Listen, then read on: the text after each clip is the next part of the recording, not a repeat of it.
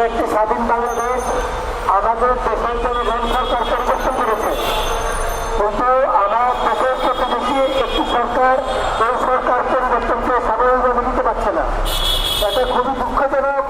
আমরা ভারতের সাংবাদিক, ভারতের লেখক, কবি, বুদ্ধিজীবী সবাইকে আহ্বান করছি, আপনারা আমাদের দেশে আসুন, দেখুন এই দেশের জনগণ কিভাবে রক্ত দিয়ে, কিভাবে অন্য দুর্যোগ বিরোধ করে, কিভাবে ফেসিবাদ দুর্গ মেরে মাঠে ময়দানের থেকে নির্বিচারে গুলিকে এই সরকার উৎখাত করেছে। আপনারা দীর্ঘদিন বলেছেন বাংলাদেশের সাথে আপনাদের অকৃত সম্পর্ক, কিন্তু আজকে বাংলাদেশের সাথে কেন অকৃত সম্পর্ক বিনষ্ট করতে চাচ্ছেন? কেন আমাদের জনগণের অভিপ্রায়কে আপনারা সম্মান প্রদর্শন করছেন না? একটা দেশে স্বাধীন দেশের জনগণ স্বাধীন দেশের সরকার গঠন করবে। আপনারা কোনো ক্রমেই আমার দেশের সরকার গঠনকে কোনো ক্রমেই প্রভাবিত করতে পারেন না। আমার দেশের সরকার গঠনের সাথে কোনো কূটনৈতিক সম্পর্ক স্থাপন হতে পারবে না। আপনাদের সম্পর্ক হবে রাষ্ট্রের সাথে রাষ্ট্রের, আর আমার দেশের সরকার গঠন করবে জনগণ, ভারতের সরকার গঠন করবে জনগণ।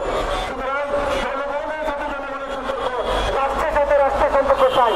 আমরা কোনো ক্রমেই সাম্প্রতিক সংজ্ঞা চাই না, আমরা কোনো ক্রমে বিশৃঙ্খলা চাই না, আমরা কোনো ক্রমে স্থিতিশীলতা নষ্ট চাই নাই। আমরা শান্তিতে থাকতে চাই, আপনারা শান্তিতে থাকুন।